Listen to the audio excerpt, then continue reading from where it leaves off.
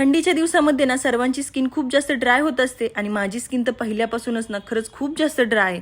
त्यासाठीच आहे ना मी हा फेस मास्क आहे ना पहिल्यापासून यूज करते, म्हणूनच म्हटलं तुमच्यासोबत पण शेअर करावा आणि बनवायला पण खूप सोपं आहे. त्यासाठी ना पिकलेली केळी घ्यायची, त्याला छान स्मॅश करून घ्या, त्याच्यामध्ये ना थोडंसं मध टाका, मिक्स करा आणि 15 मिनिटासाठी ना तुमच्या चेहऱ्यावरती अप्लाय करा. बघा तुम्हाला एका वॉशमध्येच आहे ना फरक दिसेल, तुमची स्किन एकदम सॉफ्ट होईल. आणि सर्वात मेन, हा जर पॅक तुम्ही डेली यूज केला ना तर तुमचे ॲक्ने सुद्धा बऱ्यापैकी कमी होतात स्किनवरची. त्याच्यामुळे हा फेस मास्क तुम्ही नक्की ट्राय करा.